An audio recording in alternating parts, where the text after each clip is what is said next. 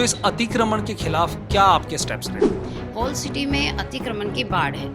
No doubt मुझे बहुत संघर्ष करना पड़ेगा। कांग्रेस की सरकार थी, कांग्रेस की मेयर थी, विजन उनके पास नहीं था। सिर्फ मेयर का एक पद जो होता है उस पे वो बैठी रही, उन्होंने उसका कर्तव्य का निर्वहन नहीं किया। कि सभी पार्षदों को साथ लेके उनको प्रायोरिटी पे रख के काम करें, और जनता तो हमारी प्रायोरिटी में हमेशा से। तो किस तरीके से इसको वापस बीजेपी का गढ़ बनाने के लिए क्या कुछ आपकी तैयारियां हैं? बीजेपी का गढ़ थी और हमेशा रहे। एक फाइलों का निस्तारण एक बहुत बड़ा मुद्दा रहता है नगर निगम। भी होनी चाहिए ना, अनावश्यक रूप से अटकाया गया है। मैं पूरी कोशिश करूंगी कि जल्द से जल्द उनका निवारण करूं, क्योंकि समय कम है।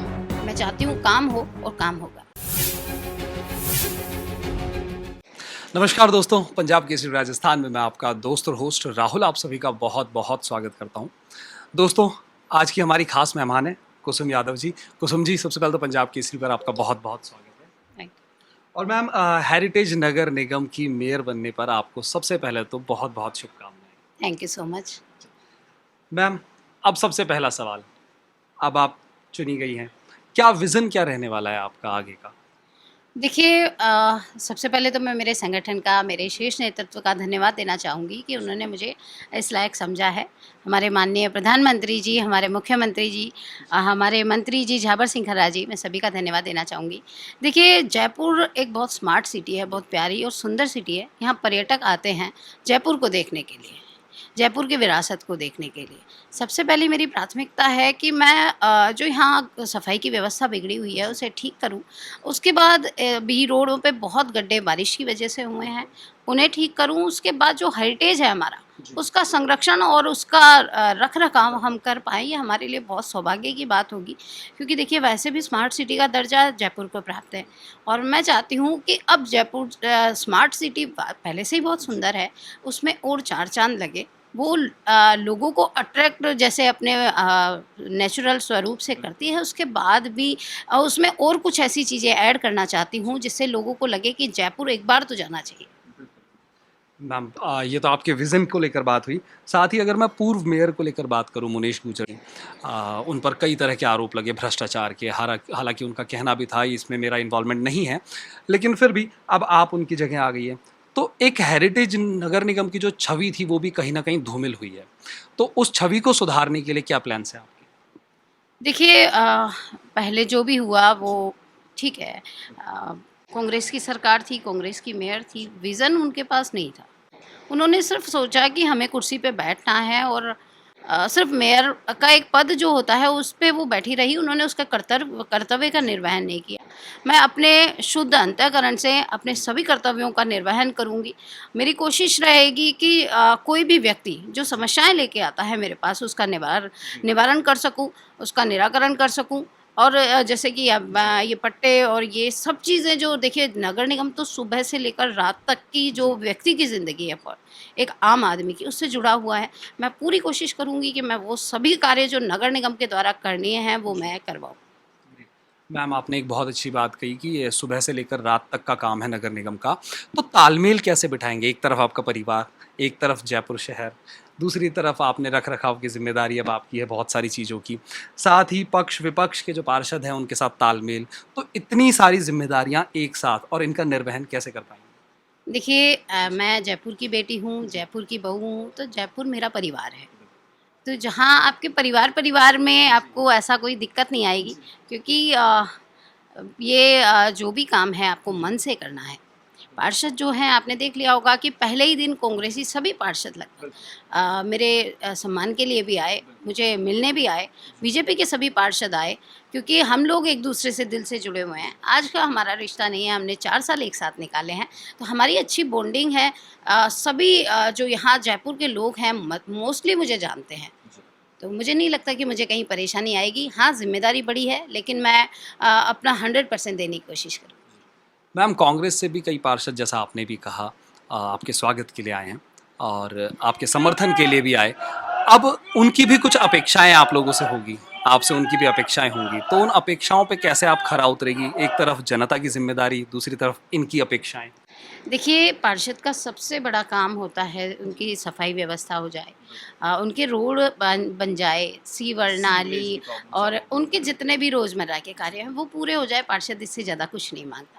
और मैं पूरी कोशिश करूँगी, मैं सभी अधिकारियों को भी कल मैंने बाउंड किया है मीटिंग में, कि सभी पार्षदों को साथ लेके उनको प्रायोरिटी पे रख के काम करें और जनता तो हमारी प्रायोरिटी में हमेशा से है। मैम, आप किशनपोल विधानसभा क्षेत्र से आती हैं। बीजेपी का गढ़ माना जाता था ये एक समय पे। आप भी बीजेपी में थी पहले, अब वापस से। तो किस तरीके से इसको वापस बीजेपी का गढ़ बनाने के लिए क्या कुछ आपकी तैयारियां हैं, क्या कुछ करने के प्लान्स हैं? देखिए, मैं तो हमेशा से बीजेपी में थी, हूँ और रहूँगी। और रही बात, आज भी ये जो किशनपुर विधानसभा है, ये बीजेपी का गढ़ है। मैंने इलेक्शन के टाइम पे एक मुद्दा उठाया था कि 12,000 वोटर्स यहाँ फर्जी जुड़े हुए हैं और जीत का अंतर भी आप देख सकते हैं कि बहुत ज़्यादा नहीं है।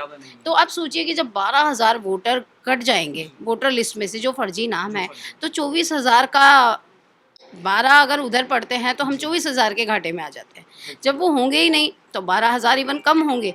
तो ये सीट हमेशा से बीजेपी का गढ़ थी और हमेशा रहेगी। मैम, जैसे आप कह रहे हैं कि आप हमेशा से बीजेपी में रही, तो क्या आपको लगता है कि बीजेपी के प्रति आपकी निष्ठा का जो फल है वो आखिरकार आपको मिल गया है?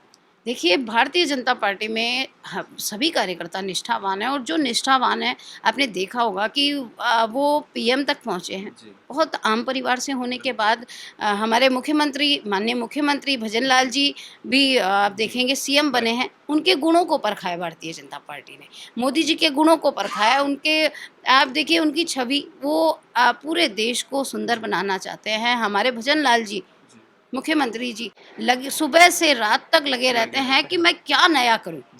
तो देखिए, ये विज़न होना चाहिए मन में, आपके शहर के लिए, आपके देश के लिए, आपके राज्य के लिए भक्ति होनी चाहिए और भारतीय जनता पार्टी उसका फल, आपके जो काम है, आपका जो निष्ठा है उसका फल ज़रूर देती है।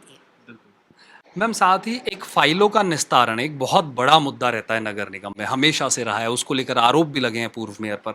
तो क्या लगता है अब उन फाइलों का निस्तारण, जिनकी फाइलें अटकी पड़ी हैं, अब वो जल्द होंगी, ऐसी उम्मीद जताई जा सकती है? देखिए, जो फाइलें मुझे लगेगा कि वाक़ई में ही होनी चाहिए ना, अनावश्यक रूप से अटकाया गया है। मैं पूरी कोशिश करूँगी कि जल्द से जल्द उनका निवारण करूँ।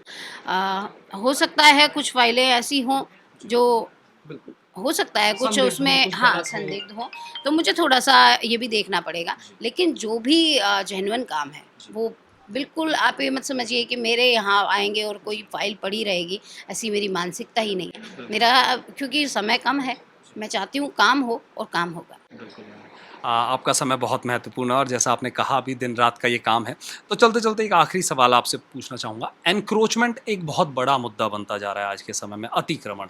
तो इस अतिक्रमण के खिलाफ क्या आपके स्टेप्स रहने वाले हैं? देखिए, अतिक्रमण तो, क्योंकि मैं तो वॉल सिटी की पार्षद हूँ और यहाँ से ही मेयर हूँ, क्योंकि मोस्टली एरिया वॉल सिटी का ही आता है। वॉल सिटी में अतिक्रमण की बाढ़ है। नो डाउट मुझे बहुत संघर्ष करना पड़ेगा, लेकिन अतिक्रमण को पहले मैं चिन्हित करवाऊँगी। लोगों को, अधिकारियों के और व्यापारियों के थ्रू मैं मैसेज करवाऊँगी। उसके बाद अगर वो खुद सरेंडर करते हैं, खुद अतिक्रमण हटाते हैं तो बहुत अच्छा, नहीं तो सख्त कार्रवाई करेंगे। मैम, चलते-चलते एक मैसेज हमारे दर्शकों के लिए। मैं पंजाब केसरी की पूरी टीम को बहुत-बहुत धन्यवाद देना चाहूँगी। कि मैं जयपुर की जनता से यही कहना चाहूँगी कि मैं आपकी जो आपका सहयोग है मुझे प्राप्त हो और स्वच्छता सर्वेक्षण में हम नंबर 1 पे आएँ, इसके लिए आप मेरी मदद करें। घर को स्वच्छ रखें, अपने मोहल्ले को स्वच्छ रखें, अपने शहर को स्वच्छ रखें। धन्यवाद। बहुत-बहुत शुक्रिया मैम, पंजाब केसरी पर अपना समय हमें देने के लिए।